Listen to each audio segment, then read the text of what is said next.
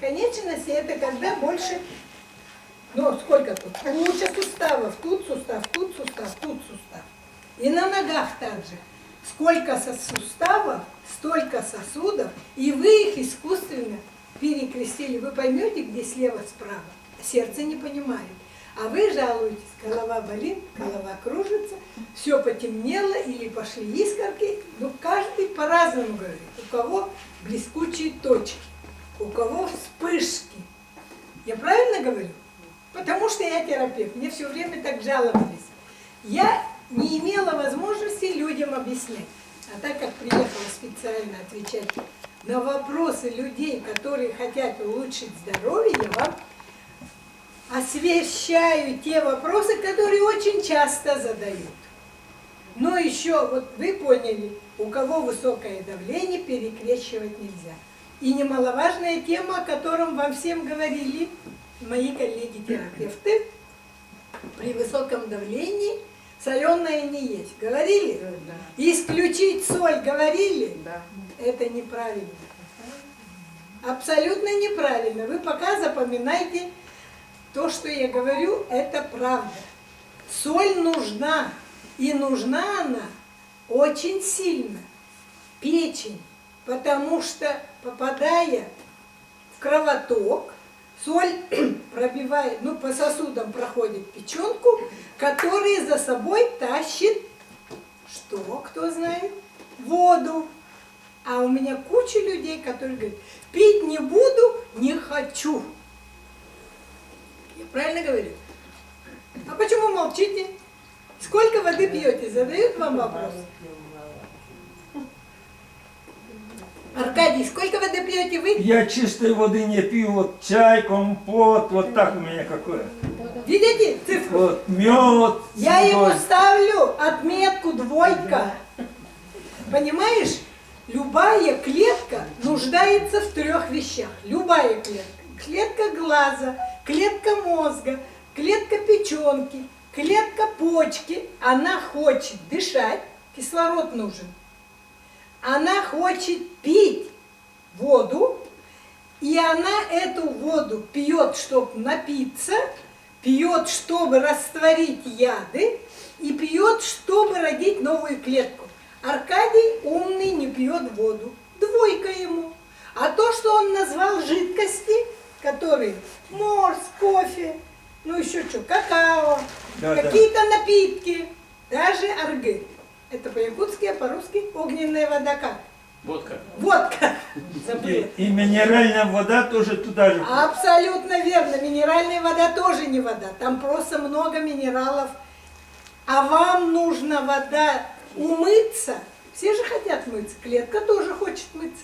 Но главное, она, попадая в печенку, за собой тянет и зовет воду, чтобы растворить. А печенка, вы все знаете этот орган. Я, якутка, очень люблю строганину из печени, особенно жеребячей, вообще вкусняшка. Стопроцентный заменитель крови человека. Там кровь, это же печенка, кровавый орган, и если его ешь в сыром виде, замороженном, он полностью восстанавливает гемоглобин. Я говорю как педиатр, потому что я много лет этим пользовалась. Женщинам-роженицам и кормящим мамочкам, у которых нет молока. Печенка говяжья, жеребячья, оленины очень хорошо восстанавливает красную кровь. Красная кровь, она образовывается в костном мозгу.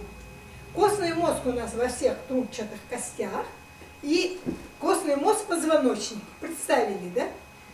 И вот там образуются красные и белые кровяные тельца. Печенку съели, это чистая кровь, она полностью восстанавливается. Если вы не можете, в сыром виде можете делать паштет и так далее, были препараты Комполон и еще другой, которые делали в уколах тем, у кого анемия. Ну, советское поколение помнит, так лечили желтуху. Помните, была болезнь желтуха, по-другому болезнь Боткина. Человек становился желтеньким, как вы. Тамара, спроси женщину за вами, как зовут? За вами сразу, желтым. Лена. Леночка, отлично, представляете, это 4-я Лена получается. Я рада вас приветствовать. Мы вчера встречались и говорили о ленских столбах. Имя Лена у якутов очень такое сакральное, очень мощное. Вы молодец. Вот желтый цвет ее шарфа, люди становились такого цвета.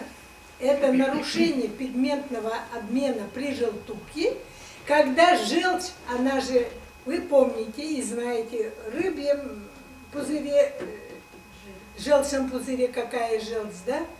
И вот эта желчь, она очень агрессивна, это яд. И вот люди, у которых кожа имеет оттенок желтого, а может быть ярко такой желтый, это заболевание печени и желчевыводящих путей. Вы теперь все запомните? Желтушного человека можно узнать. Пусть, если голубоглазый, вообще легко, белки глаз становятся, как этот стол, желтым. Ногти тоже становятся желтыми. Но это запущенная форма. Но сейчас каждый 4-й на улице, сбоку, если посмотреть, кожа имеет желтоватый оттенок. Кто ответит, что это такое? Печень болеет. Умничка! 5 теперь. Была 2, исправился на 5, Аркадий. Вы поняли, да? На коже абсолютно все видно. А зеркалом состояния печени является, кто знает какой орган? Глаза. Умничка! Умничка! Лена, глаза – это зеркало печени. Если вы плохо слышите, как вы думаете, какой орган плохо работает? Почки. 2-я 5 – почки. А если у вас упало зрение, плохо видите, какие-то там болячки находят, глазные болезни, начинается катаракта, по-другому бельмо, или глаукома, какой орган болит? Вот Леночка сидит с желтым шарфом, прямо ярко. Это болезни печени, это несостоятельность печени, это лаборатории. И все болезни на самом деле видны сбоку человека на лице. Это первое. Я вот вас могу каждому сказать, какой диагноз, потому что я много лет работала. Но меня учили в училище и в институте врачи, которые учили, мы как смотрели больного? Раздевали до плавок, ставили против дневного света. Эти лампы вообще не имеют отношения, они очень плохо освещают кожу и слизистые. Кроме того, что мы раздевали, мы ложили на кушетку и щупали. Я до сих пор люблю это делать. И вот Виталий знает, и у меня на консультацию летом записывается заранее. А я раньше принимала много, когда работала, детей могла принять до 50, взрослых до 30, а теперь я умненькая. Я говорю, я старенькая, я буду принимать только 4 человека. Но все равно на осмотр человека и на консультацию правилами медицины отведено 45 минут. Сколько вас смотрят в поликлинике? 10 минут. Вот вы и ответили. Вас не только не прощупали, не простукали, не прослушали, рот не открывали, склеры не посмотрели. Что же они о вас могут сказать? Это печально, но это сегодняшняя правда. И поэтому я вас всех призываю за свое здоровье, несете ответственность только вы сами. И мы хотим в этом вам помочь, потому что это очень возможно. Вот. Что хотите еще от меня услышать? Понятно я рассказала? Что такое человек? Про инфекцию. Вы молчите, но я знаю, что Виталий озвучил там тему инфекций. Инфекций было всегда много, и вы их все знаете. Инфекцию корь, знаете? Все переболели в детстве. И корь – это вирус. Хочу сказать, что болезнетворные факторы в основном это агрессор. И я их называю АБВГДейки по буквам. Агрессор. Бактерии, палочки Коха, туберкулез вызывает. Бацилла амебная вызывает дизентерию. Бактерии, грибки. Знаете, что такое грибки? У вас леса хорошие, грибы растут. У нас тайга, грибов море. какие хочешь, но мои любимые маслята коричневые, маслянистой шапочкой и грузди, махровые, белые, сухие и мокрые. У вас они растут? А всякие лисички, синявки, я их вообще не считаю за грибки, но они грибки. По-другому я веду речь о том, что у каждого человека источником болезни являются грибки, которых, вы знаете, в народе их еще называют плесень. Есть в подвалах плесень? Бывает же? Бывает. Есть плесень в углах домов, особенно каменных. Я главный врач и знаю, что это беда. Вот с этим я всегда боролась и воевала с санэпиднадзором. Потому что когда грибок, там ничего делать нельзя. В смысле, там нельзя проводить операции. А есть ли больницы, в которых потолки и углы стен темные, серые, черные разводы? Я очень много такого видела. Я удивляюсь, почему там главный врач работает. Я бы в тот же день его уволила. Я такое не позволяла. Но это грибок. Мало того, что он присутствует, споры грибка, есть такое растение, одуванчик. Он цветет желтеньким, красивенький, потом на нем парашютик. Представьте. Дунули, они полетели. Вот такие же споры у всех грибков. У всех. Это особая серия между растением и между животным.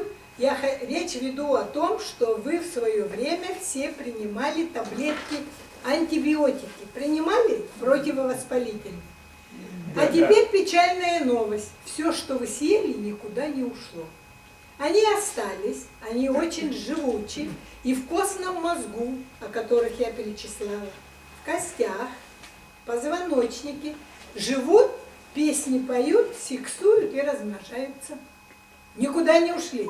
Тот тетрациклин, который вы принимали, когда болело горло, тот громицидин, когда у вас была ангина, те все антибиотики, когда стреляла в ухо. Вы услышали меня? Это я про мальчишек говорю.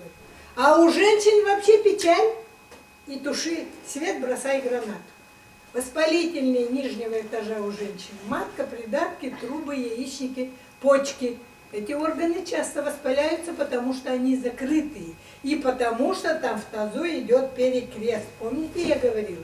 Сосуды перекрещиваются. Вот почему там очень сложно лечить. Достать далеко, а они же снабжаются такими тонипусенькими сосудами, и артерии, и капилляры, и вены. Диаметр у них очень маленький. Но по ним стоком крови циркулируют вот эти грибки. И там, где темно, тепло и много крови, оседают. И живут. Песни поют, сексуют и размножаются. И ждут, кто придет другой.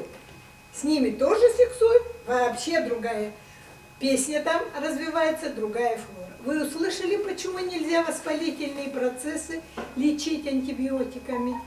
А сейчас перейду к сегодняшней теме ковидной инфекции. В 2020 году всех, кто болел ковидом, независимо от возраста и пола, всем рекомендовали что? Антибиотики. Какие? Которые 6100 стоят. Помните? 3 дня, которые надо принимать, 3 таблетки. А вы знаете, что это антибиотик? Анти – это против, биос – это жизнь. У него в названии написано «против жизни», а вам его рекомендовали. У кого ковид, им давали это бесплатно. А умный человек, у соседа ковид, ему назначили, у меня, наверное, тоже ковид, он побежал за 6100, купил и съел. И этот антибиотик у него вышел с организма? Нет, он остался там. Жить, процветать, менять, мутировать. Меняться – это мутировать. Вы меня услышали? И запомните, вирусы, вирус гриппа, вирус менингита, вирус СПИДа. Помните, одно время все боялись СПИДа. Хотя СПИДом болели обезьянки, потом черный континент, никто африканок не любил, но СПИДа все боялись. Было время? Боялись. А теперь все молчат. Вы думаете, он куда-то ушел? Никуда он не ушел. Он как был, так и есть. Потому что это вирус. Он изменился, он летучий, он вокруг нас. Он есть. И вирус любой, и менингита, и всем известные острые респираторные заболевания. Это инфекция вирусная. Вирус мелкий, его не видно, его особыми микроскопами покрасив кровь или какой-то секрет из человеческого организма, пот, слюни, сопли, сперму, мочу, кал можно высеять. Но, тем не менее, вирусов много, их не видно, и их объединили. Острая респираторная инфекция. До 2000 года, до 90-го года они назывались ОРЗ. 3 буквы. Давали больничный Как? ОРЗ. О. Так сейчас вроде так тоже называют. А потом назвали ОРВИ. Острая респираторная вирусная. Ничего не поменялось.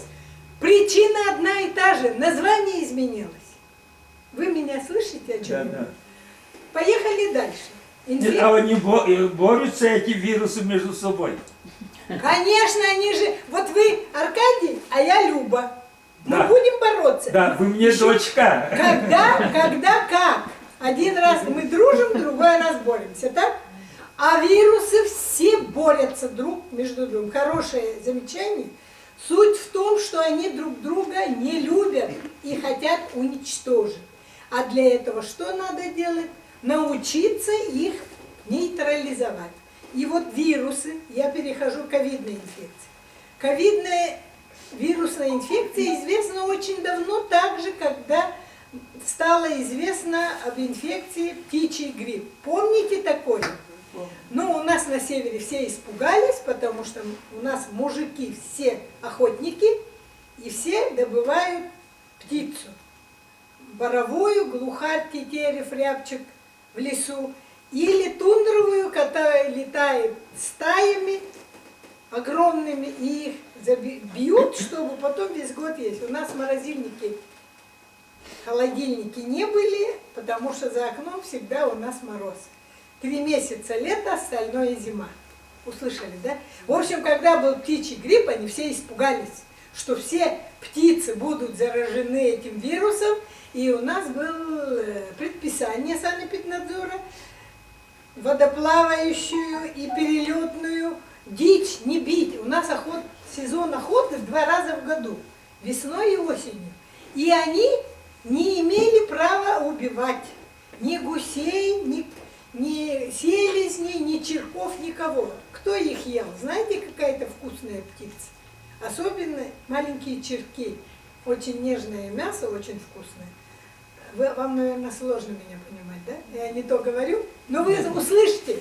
Эта птица является большим подспорьем, потому что на севере, кроме рыбы, ничего нет. У нас же очень большая территория республики.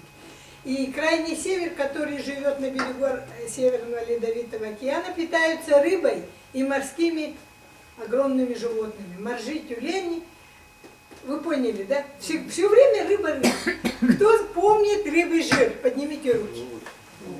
А вы сегодня кушаете рыбий жир? Нет, 2 Аркадию. Он продается в капсулах, и абсолютно близко там рыбьего жира нет. Сейчас зато умники говорят омега-3, омега-6, омега-9. Слышали эти слова? Это О, молодцы, 5 сразу. Все дело в том, что это наш рыбий жир, который мы ложками давали каждому. В садике, в санатории, в больнице, всем деткам давали рыбий жир. Помните? Да. Вот почему не было рахита. Рахит – это недостаток витамина D, который образуется на коже человека под воздействием солнечных лучей. Услышали? Как будто рахит у нас ушел. Никуда он не ушел. Посмотрите на внуков. Впалые грудина, летящие крылья, это я говорю, лопатки вот так выступают. Худые, длинные, тощие, все косточки перебрать можно. Мало этого, они еще и мягкие. Это о чем говорит? Нехватка витамина D, который образуется на коже под воздействием солнечных лучей. Услышали? А его взяли и сняли. Дальше хочу сказать. Вот витамин D, вы молодцы, что помните. Когда его не хватает, и витамина С, была болезнь, которая назывался, кто знает? когда все зубы выпадали, его цинга. Особенно моряки страдали, и они прямо всеми командами погибали. И люди, которые работали, ну, скажем так, в зонах, где держали заключенных. Сотнями, тысячами люди гибли. А там был недостаток витаминов. И все болели. Все болели, конечно, потому что это же нехватка. Его надо было поставлять извне, никто не поставлял, и люди гибли и болели. У него ужасные последствия и очень много осложнений. Я почему об этом говорю? Они никуда не ушли. Но сегодня вам об этом не говорят. И ваши дети не говорят о том, что у внука может быть рахит. Кто-нибудь из педиатров вам сказал, что у вас начальная стадия рахит? Никто. Дети до сих многие не умеют ходить году. Это почему? Кости слабые. А вам сказали, что у вас не хватает витамина D? Никто не сказал. И не скажет, потому что сейчас по-другому на это все смотрят. Я веду речь о том, что то, что вы ложите в рот, то и получите. Если у нас в рационе мясо и рыба через день, помните, в советское время, четверг был рыбный день по всей стране. Я очень любила эти дни, потому что там подавали морскую рыбу. У нас рек немедленно. Лена, Яна, Индигирка, Колыма, Алдан. Все рыбные. У нас белое мясо. Чир, омуль, муксун, нельма. Еще кто? Стерлядь, А у нас осетр. камбалу давали.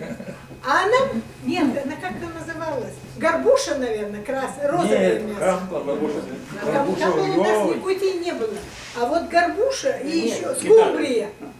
Нам давали такую жареную, вот рыбный день, везде готовили вот морскую рыбу, которой дома у нас не было. У нас рыбы белые сколько хочешь, мешками заготавливали, потому что ее много. И она всегда у нас в рационе была. Но так как-то, вот сейчас объясню почему. Потому что морская рыба содержала йод. Наша рыба ее не содержит. Нехваток, недостаток йода по всей России очень огромный. И никто об этом не говорит. А в советское время была программа йодирования. Помните? Была йодированная соль, йодированные зубные пасты, фторированные зубные пасты. Это было государственное направление. Сегодня этим никто не занимается. Как не было йода, так и нет.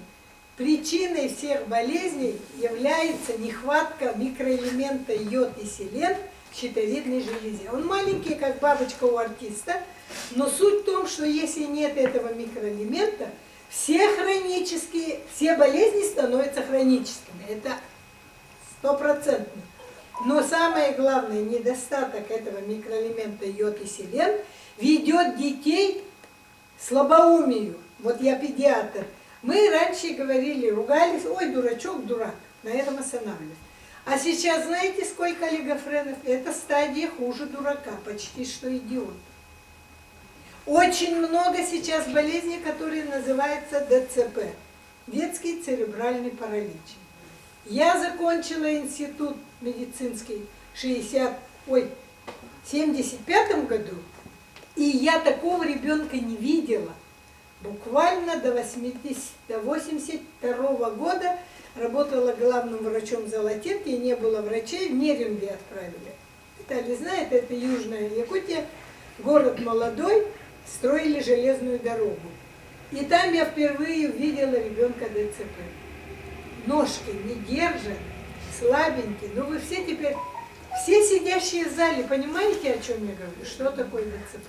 Сейчас мне стыдно говорить, но абсолютно постоянно слышишь этот диагноз. А теперь рекламируют. Вот у моего ребенка ДЦП, отправьте, пожалуйста, кто сколько может. Деньги собирают. И услышьте, 160 миллионов один укол. Сделаю, будет здоровый ребенок. Вы верите в это? Нет. Конечно, нет. Ребята, это вообще что творится, я не знаю. Я всю жизнь работаю врачом. Я вот на пенсию вышла в 2002 году, как заболела. С того времени на приеме не сижу, но как только поправилась с 2005 года, стараюсь людям объяснить, что за здоровьем надо следить самим, не надеяться на здравоохранение. Всем понятно? Интересно? Ну, хорошо, задавайте вопросы.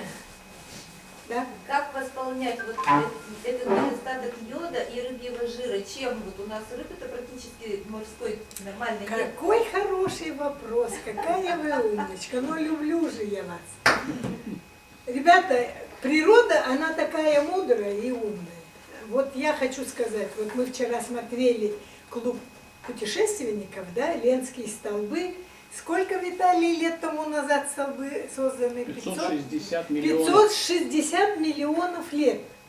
Потом мы видели наскальные рисунки моих предков, которые рисовали сахатых, человечка с рогатиной. Маленький человечек, якут, охотился на сахатова, чтобы убить и кушать. Шкуры одеться, потому что никто не отменял зиму. Зима у нас длинная, да? Йода у нас в России, вообще федерации, в Якутии, на Дальнем Востоке достоверно нет. Вот все, что вы задали, ответ один. Микроэлемент йод надо ежедневно восполнять. Он в организме не образовывается. Его надо снаружи себе скушать, намазать, если хотите. Хотите, кушайте. Но вот страны, которые есть моря, вот Китай какая-то часть, и Вьетнам, Япония. Почему японцы живут на островах? Земли у них нет. Природных, ископаемых, как у нас в Якутии, нет. У них вулканы все время трясет, землетрясение. И они живут до 100 лет. Кто может ответить? Потому что они очень мудрый народ, и они постоянно восполняют морскими водорослями.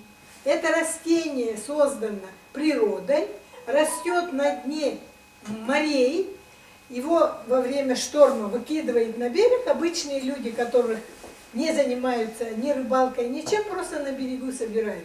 Но оболочка этих водорослей настолько плотная, она толще, чем подошва ног любого человека, который ходит босиком. Туземца из Австралии или Африки. Представили, да? Практически его невозможно. Не разрезать, не разрубить ничем невозможно. Но есть такой продукт, который называется вертера, который содержит именно природный, живой, органический йод и селен. Его достаточно мазать, 94% усвояемость. Его можно кушать, его можно мазать. Что на кожу нанесли, все усваивается. Он заходит внутрь и руководит и дирижирует им щитовидная железа. Она проходит, больной сустав намазали, 2-3 слоя, чтобы она была такая коричневого цвета. Она вся туда уходит, через 20 минут смыли, воспаление снимается, зуд, боль снимается. Есть такая гель Артропласт, один из любимых продуктов. Он называется артросустав пласт движения. Восстанавливает движение сустава. А морская капуста как? Хороший вопрос, Аркадий. 5 за вопрос. Морская капуста очень полезная вещь, но ее съесть невозможно. У нее очень плотная оболочка. Наш желудок не выделяет такого состава сока и ферментов, чтобы его растворить. Мы не умеем готовить. Ну, я имею в виду все русские, россияне на территории Российской Федерации. А восточные люди умеют. Они их вымачивают, потом колотят, что-то из него изнутри извлекают. В общем, очень большой трудный процесс, но они зато, молодые побеги водорослей, всем беременным женщинам, до самого рода, у них есть задание каждую беременную женщину до родов накормить. Пусть жует, пусть ест, всякие у них разные есть блюда. И они за этим следят. Они готовят к родам через поедание морской водоросли. А у нас об этом раньше были школы матерей, школы пап, я педиатр проводила, а теперь никому не говорят. У меня вот нету внуков пока что, моему внуку 27 2 марта будет. Но суть в том, что его вот возраст у многих есть дети, и они вообще об этом не знают. Они не знают, что нехватка витамина D ведет к рахиту, по-другому ослаблению мягкости костей. Мягкие кости – это же опасно. А ДЦП – это вообще полностью разрушение. А вы знаете ДЦП почему? Потому что разрешили женщине не страдать, и чтобы не было боли, им делают что? Не, рассекают. Умничка. Рассекают, разрезают матку, ребенка достают вот так. У ребенка голова тяжелая, кругленькая, позвоночник слабенький, голова вот так скидывается. Вот видите мою руку, да? А я вот акушеркой была, и нас учили. Ребенок родился, ложишь его вот себе на ладонь, пальцами за его ножки держишь и подтягиваешь. Вот эта головка, которая во время рода всяко раза там продовым ходом выходила на свет, становится щелчок, и атлант становится на место. Вот почему никогда не было ДЦП. Церебральный паралич – это нижний отдел. А вот кесарята дети, их поднимает, никто не правит голову. Это медицинская ошибка врачебная. И вот теперь делайте анализ. У знакомых, у которого ДЦП, это женщины сами рожали или кесарят? Нет. Кесарята. Вот вам ответ. Но у меня 2 кесаря, в одной не было ДЦП. Ну, значит, у вас была хорошая акушерка, моя. Да, одна и та же, через 10 дней. Она Ну, не вы знала. умничка. Да. Потому что раньше в акушерской школе всегда учили править головку. А еще были бабушки, которые этим владели. Они безболезненно до 4 месяцев могли вправлять атлант. А все, что не делали, потом вот эти все вещи, которые мы сейчас имеем. А сегодня это просто часто встречаемый диагноз. Потому что кесарят. Потому что это нельзя. Я спрашиваю, почему вы решились? А они говорят, ну это же больно. Ну тогда не рожать вообще. Ну, да, точно. А как же тогда раньше, вот меня мать родила в поле 27 июля 1934 году.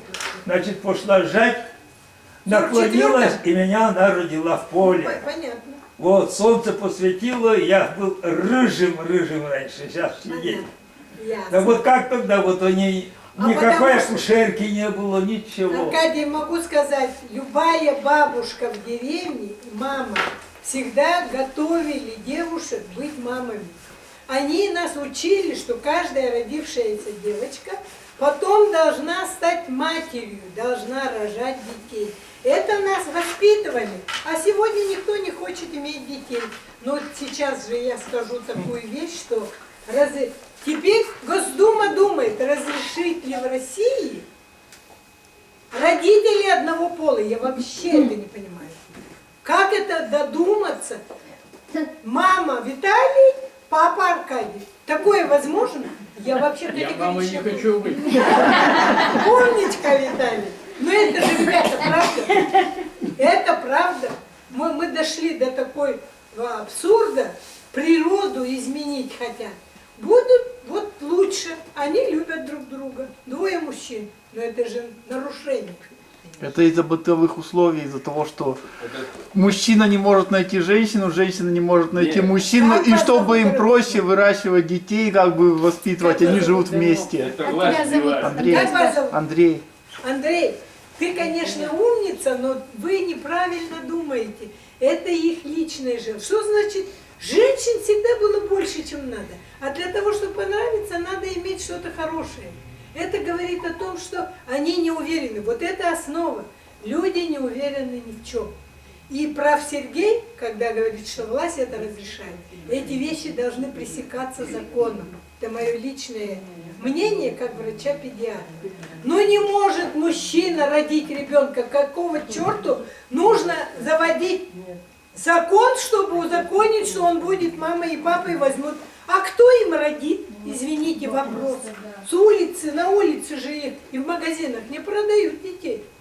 Тогда Вообще. это, наверное, вопрос не закона, а культуры и воспитания таких детей. Основа вера, ребята. Нет веры, нет человека. Мы все отошли от предков, веру потеряли, неуверенность в себе сегодня и завтра. и какие-то вообще невозможные творится. Бог с ними. Им я посвящаю вам время для того, чтобы ответить на ваши вопросы. У кого что болит и как его лечить. Да, я хочу Как спросить. теперь вывести вот этих вот грибков от антибиотиков, Да, которые... и Хороший как- вопрос, Да, и как Леночка. лечиться, если не антибиотиками? Потому что я тоже много принимала. Ну какие вы умницы. Ниночка, вы умница. Вот мне... Вы молодец, что пришли и сегодня. Вы были вчера. Да. Я очень рада вас видеть, и Аркадия в том числе, и тех, кто вообще молодцы, взяли и пришли в субботу.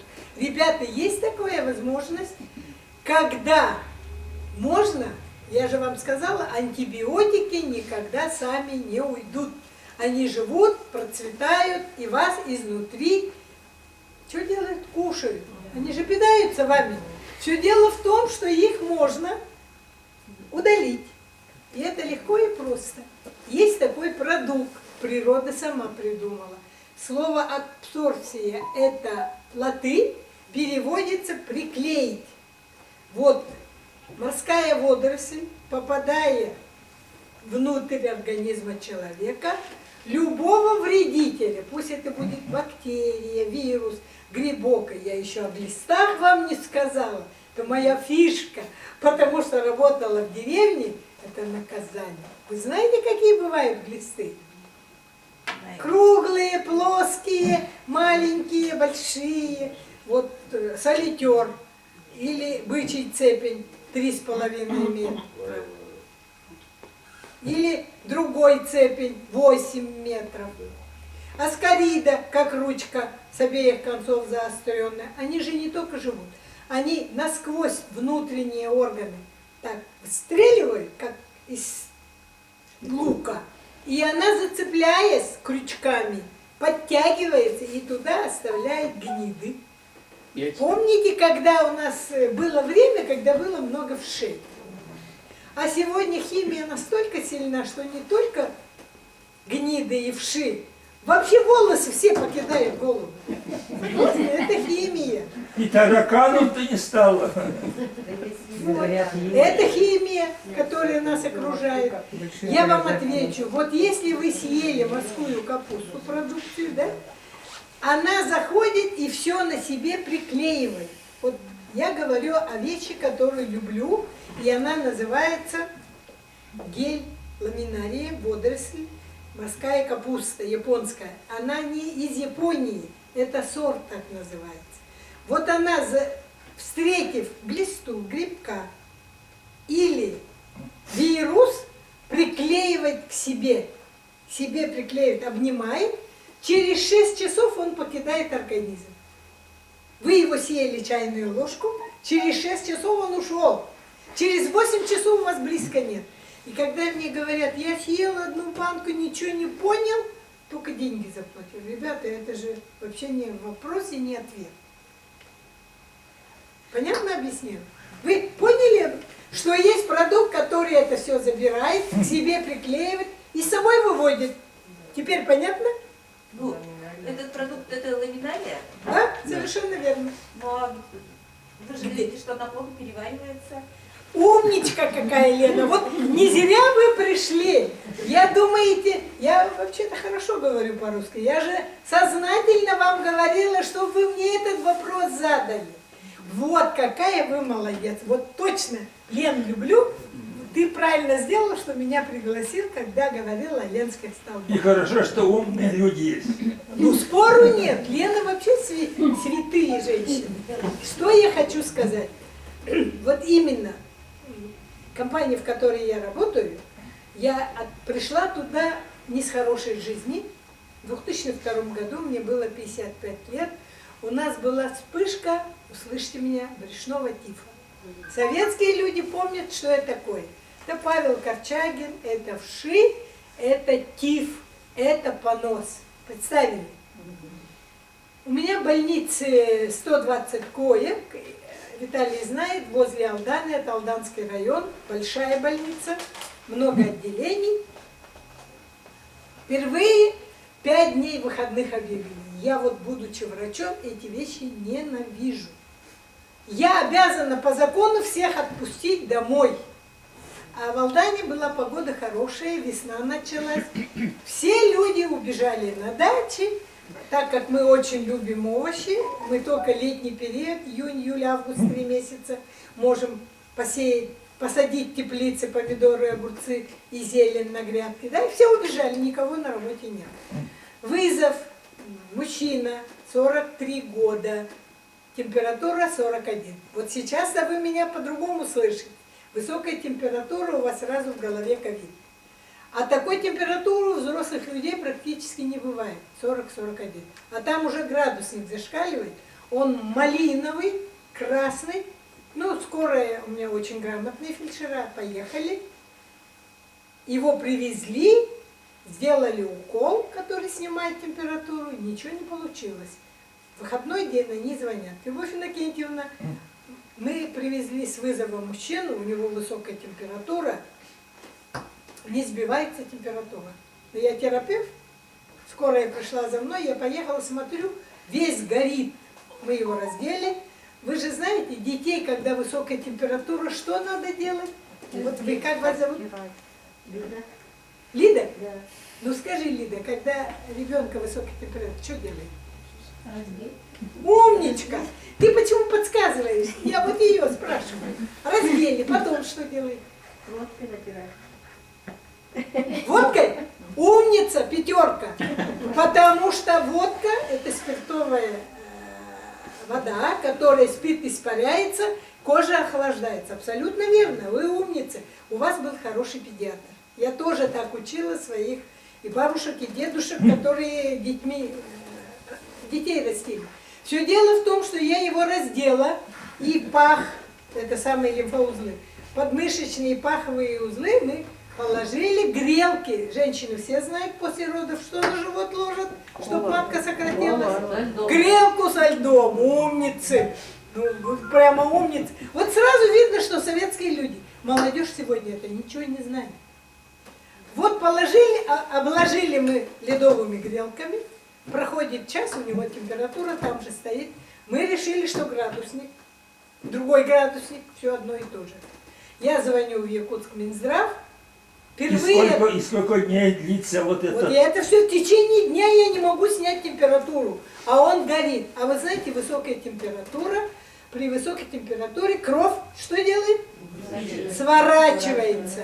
А ему 43 года, он же может умереть от инсульта, если сосуд в голове слипнется, или инфаркта, если в сердце. Опасная ситуация.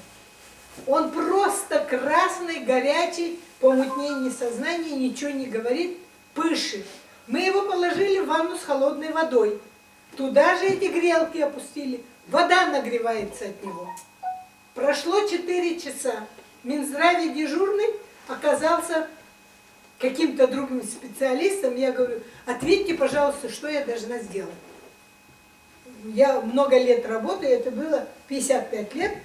И не знаю, что дальше делать, не могу найти врача, который был инфекционистом. Но я педиатр, инфекции знаю.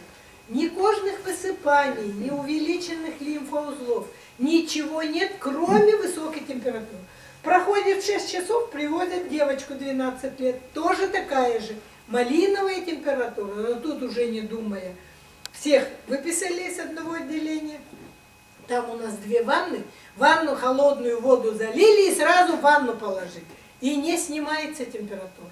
Но немного падает до 38 и снова ползет. Вода теплая, но комнатная температура. Большая же площадь, мужчина большой, и вода от него комнатная стала. Ледяная вода. Потом они позвонили мне и сказали, нужно проверить, взять анализы на биохимию, на все инфекции, которые у нас были под грифом секрет. Особо опасные инфекции называются. ООИ. И что вы думаете? Ночью в 3 часа, а ничего не сбивается, он в сознание не приходит. В 3 часа Алданская лаборатория звонит и говорит, Любовь Иннокентьевна, у вашего больного брюшной тиф. Вы представляете мое состояние? Я была уверена, что с ума сойду. Я представляю, я его живьем не видела. Но по книгам, все книги перелистала, справочники, там везде понос, вши, А понос это весь кишечник, 8 метров, скидывает все минералы и ферменты, которые есть в кишечнике. Человек от поноса погибает в течение 2 часов. Вы же помните, как холеру лечили? Люди умирали сотнями, потому что выкидывали все микроэлементы. А у него ни мочи, ни кала нет, но температура такая высокая. Где брюшной тиф должен высыпание быть? Вокруг пупка, вот тут, тут. Ну там написано где, никаких высыпаний у него нет. Берем анализ у девочки, те уже знают, быстренько сделали. Алдан, сколько от Курунаха? 22 километра? 36. Да? 36 километров, это рядышком. Машину увезла, и через полчаса звонят у девочки, тоже брюшной тиф. Это ужас какой-то. У меня 4 человека за 2 дня поступило. Единственное, что мы могли делать, положив в эту ванну с холодной водой, одно отделение закрыло, сделали вот для этих больных непонятным диагнозом, делали клизму ледяной водой. Трубку вставляли, промывая кишки холодной водой. Он в сознание не приходит, мужчина. На завтра прилетел вертолет, Минздрав Якутии, железные дороги, потому что мы граничим, да, БАМ же пришел к нам. И работать надо, они все меня пытают, каким образом мы получили брюшной тиф. Кто мне ответит, брюшной тиф это вирусная инфекция или какая? Кишечная инфекция. Дизентерию помните? Это что? Грязные руки. Грязь. Все стали шерстить столовые и так далее. Нигде ничего не растет. Потом только мы узнали, у нас сейчас нету нашей компании золотодобывающей Алдан Золото. Частники, ну все же спрашивают, МВД все на уши поставили, а меня муж говорит, все, мать, тебя снимут с работы, потому что, ну это же страшно. 3-й день человек не приходит в сознание, в коме он. Мы искусственно ввели его в кому, температуру снизить не можем. Мы просто видим, как у него кровь. Кровь сначала свернулась в венах ног. Это значит, он ходить не будет. Потом выше поднимается.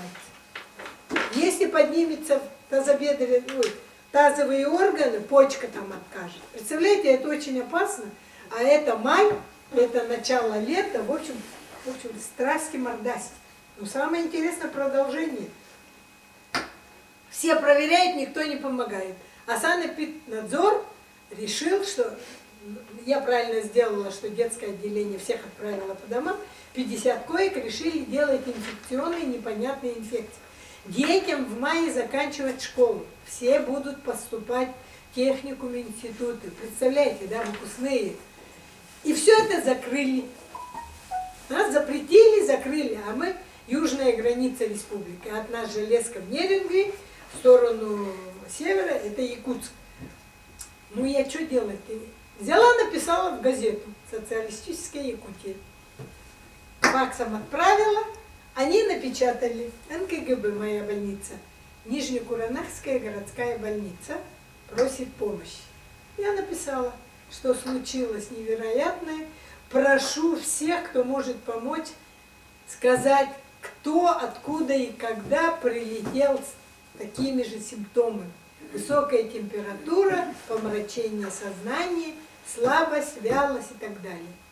Отовсюду. Они туда-сюда ездят, люди, отовсюду понаписали. Несколько случаев было не только в моей больнице. А другие просто не положили, сказали, а мы взрослых не лечим. Сделали им амидопирин, потом литические смеси, и гормоны не помогают. Температура не снижается. И правительственные телеграммы вызывают Министерство здравоохранения. Ну, говорит муж, все, тебя уволят. Потому что кто тебе разрешил писать, что у вас брюшной тиф? Это же инфекции, заразные причем, кишечные, на носу выпускные, а мы граница республики. От нас Нерюнгринский район заканчивается, начинается Амурская область. Железная дорога во всех, ну у нас теперь, я приехала к вам, Москва-Чита, да, поезд, который в нашу сторону идет. И они туда-сюда все катаются же, никому не запрет, это мне все запрещено. В общем, в конце концов, когда выявили, что это брюшной тиф, стали делать специализированные капельницы, вот насколько изменилась болезнь. Кожных высыпаний нет. Изменений со стороны кишечника нет. У него крепчайший от спазма и высокой температуры запоры. Услышали, да? Не понос, как у Павки Корчагина, и все микроэлементы вылетели. У него все заклеилось внутри. Но он потом выжил, но ходить так и не стал. А на третий день поступил мужчина, отец нашего прокурора Алданского. Женщина-прокурор молодая. Ну, я знаю, что она прокурор. Мужчина такой 67 или 68 лет. Звонят, говорит, Любовь Иннокентьевна, он скончался. Я в шоке, думаю, ну все. Начало песни. Бегу, а он на унитазе. Я говорю, так у него инфаркт. Сразу патологоанатомическое отделение, я поехала к ней домой. Говорю, у меня плохая новость, извините меня, но мы не смогли помочь. Ваш отец ушел. А она говорит, я его ругала весь день. Он, оказывается, удрал с больницы. Накрывать целлофаном теплицу оттягивал. И жарился, устал, пришел, сел на унитаз, напрягся и умер от инфаркта миокарда. Я была права, как терапевт. На вскрытии у него инфаркт. А поступил с высокой температурой. У него и брюшной тиф. Но смерть наступила не от брюшного тифа. Я так думала, точно меня посадят, что это брюшной тиф. В конце концов, это отделение 50 коек, все нервы нам вымотало, но мы справились, потому что задачу одну не могли, за 7 дней не могли мы найти каждому 50 больных. Положили за 3 дня 46 человек. Они не связаны. Дети, подростки, мужчины, женщины, ни с кем не встречались. Это о чем говорит? Это изменилась болезнь. Анализы биохимически показали брюшной тиф, а заражение происходило от носителя. Потом узнали, с Узбекистана привезли рабочих на частный артель, золотодобывающие. Они ходили по магазинам и оставили свои отпечатки, от которых заразились и ребенок, и мужчина, и фельдшер нашей скорой. А они что, не болели, что ли? Хороший вопрос. Они не болели, но у них от того, что открылся понос, а они же живут не в поселке, как они живут, как называется? На базе. За поселком они в бараках живут. В общем, у него там открылся понос, а они же знали, что лихорадит весь район, непонятные инфекции. Они не думали, что это не причина. Они вызвали на дом частным образом какого-то фельдшера, а все медики, мы ходили подворно. Фельдшер, санитарка, по 3 человека, поселок у нас большой, 5 с лишним тысяч населения. Все квартиры обошли, чтобы не упустить людей. И в конце концов оказалось, что этот больной, у которого был понос, весь аул умер от брюшного тифа, а он был носитель. Он сам не заболел, а инфекцию принес. И, ой, я так возмущалась, я готова была разорвать этого начальника артели. Почему утаили? Они же должны пройти медосмотр, должны пройти моей больнице. Они вывезли себе какого-то врача Салдана за деньги, и он им всем сам поставил, что они все здоровы. Раньше формально проводили эти осмотры. Вот, Аркадий, я с этим столкнулась. Дальше слушайте, это 1 июня, я 29 мая родилась. Ну вот это все горит, мая же 8-го началось. Чуть-чуть поутихло, а 55 лет я на юбилей же заранее пригласила одноклассниц, однокурсников, друзей с разных районов, отовсюду. Дети должны приехать. Приехали, конечно. Кто меня знал, что там у меня брюшной тиф пылает и пакости делает. Я такая довольная. Всех встречаю. Ночью в 3 часа опять звонят, опять новые поступления. Куранахи там вот сколько километров? 80, наверное, да? 80 километров. Скорая за мной приехала, я приехала. Ничего подобного. Просто он перепил, на улице лежал и уснул, а на улице жарко, июнь же. У нас лето очень жаркое. И у него просто была гипертермия. Ему сделали, что, как обычно, промыли желудок и кишечник. Я очень люблю клизмы. Виталий знает всех. Виноватых говорила, сделаю клизму. Может быть с морской солью, а может быть с гвоздями. Потому что если вы не понимаете тут, то кишки-то сразу поймут. Вот ругаюсь я так, у меня такая ругачка была. Но самое интересное после всего этого, все утихло, праздник мой кое-как мы провели. И через неделю я встала и не вижу на один глаз. Это я. Упала, не поняла, ничего не болит. Закрываю глаз, вижу. Закрываю другой, не вижу. А у меня есть доктор-офтальмолог. Иду, говорю, ой, Светлана, не вижу.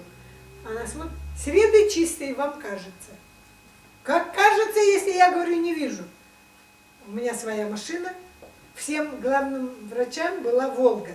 А у меня был УАЗик. Потому что на нем уехать можно в любой поселок, любую деревню и не бояться. Волгу я отказалась, отдала ее обратно в Волгу.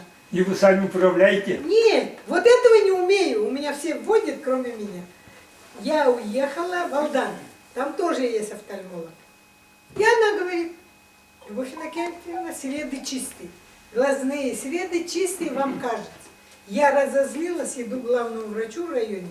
Захожу с его кабинета, звоню главному врачу в Якутск, глазнику. Хорошая моя знакомая. Нина Трофимовна, я не вижу. А она говорит, ну и что ты сидишь у себя в деревне? Руки в ноги и беги к нам. Я тебе направление оставлю. Муж меня на машине увозит. Райисполком зашла, разрешение получила. Я говорю, не вижу, ослепла. Но все знают, какая катавасия с этим брюшным тифом. Разрешили. Сдала, приехала мочу, сдала слюну, слезу, положили в отделение. Через 2 часа приходят и говорят, у вас, услышьте меня, пожалуйста, цитомегаловирус. ЦМВ, часто встречаемое, абсолютно ничем не излечивается. Вирус. Глаз не видит, якут сказал. И мне колят в глаза уколы. Это не представляете. Вдоль стенки глазницы вводят укол. Это ужас. Синие глаза ничего не видят. Боль дикая. В общем, дурдом. Лечилась я 21 день. Глаз не видит. Все уколы получила. 21 день прошел. Я работать-то не могу, не вижу. Меня переводят в другую больницу. У меня за это время заплясала печенка. Плохо чувствую, анализы плохие, биохимия плохая. Там лечат. Опять 21 день. Ничего не болит. Встаю и падаю. Слабость. Сои 68. Я сама терапевт думаю, но откуда это воспалительное? Это, где что воспалено? Ничего не болит. У меня у родственников ни у кого онкологии нет. Зубы все есть. Желудок никогда не болел. Прошло опять 21 день. Опять нужно больничный закрывать. А я не могу ходить. И говорю, ну-ка поеду-ка я в центр, сдамся и проглочу телевизор. Помните? Да, это уже 3-й месяц идет. 3-й месяц идет. Проглотила, доктор стоит надо мной, лицо красное, прямо с него на меня капает. Думаю, так, что-то нашел. Он говорит, потерпите, я возьму пробы. Он щиплет, а слышно, хрустит, он там отрезает что-то. А у меня в голове никаких мыслей нет. Он говорит, Любовь Иннокентьевна, у вас большая язва. Я такая спокойная, думаю, ну хорошо, я же терапевт. У меня больных с язвенной болезнью 12-перстной кишки и желудка, сколько хотите. Ну, тем более уже много лет работаю. Такая довольненькая. Иду, а на завтра приезжает скорая и говорит, Любовь Иннокентьевна, у вас язва рак. Приехали. Услышали меня? Никого больных у меня родовей не было. Рака ни у кого не было. Но суть в том, что вот эта вся катавасия, вернусь до того к нашему разговору, мысли, эмоции, дела. Это вот нагрузка психологическая с брюшным тифом сыграла роковую роль. Сначала вирус в глазу, чуть не ослепла, и ничего не улучшилось. Глазники лечились, сдались, просто время вышло. Больничные не закрыли, перевели в другое. А те, которые печеночники, они как называются-то, хотела, гастроэнтерологи сказали: Любовь Иннокентьевна, у вас же хронические Боткины, дважды желтухой болела, у вас там плохо все. Тоже не закрыли, а просто срок кончился. Хирургам отправили, обрадовались, потому что язвенные болезни. А на завтра оказалось рак, и меня отправили в онкологию. Правый глаз нормально, да? Глаз не видел. Правый. Не видел. А сейчас И левый, и правый.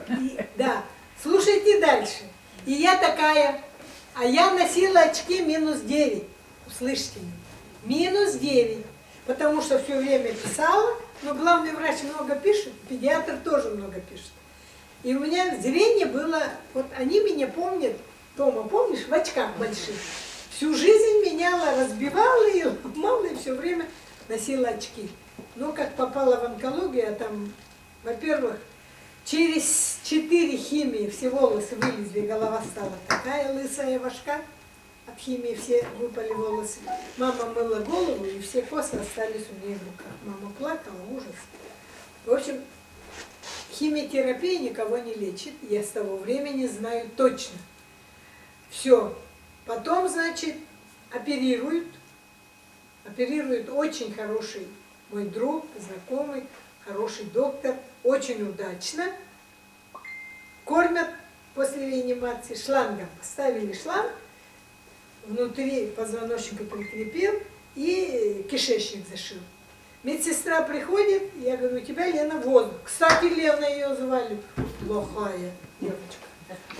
Воздух. Она говорит: это вы на работе, главный врач, а здесь вы больная. А там уже воздух всосала и слышу, зажгло, пеленку отодвигаю, запах мышей. Все швы порвала. Воздух ввела и все швы порвала. На 3-й день после операции снова оперируют. А дежурному доктору ассистировал только что пришедший новый доктор. У него руки тряслись, он скальпелем проколол желчный пузырь. Оперировали рак желудка, удалили желудок, а этот доктор проколол здоровый желчный пузырь. Удалили и пузырь. Вот я перед вами сижу, в октябре этого года будет 20 лет, как я вот эти несчастья перенесла. И тогда не считали это ошибкой врача, так ведь? Нет, Сейчас ну, все-таки он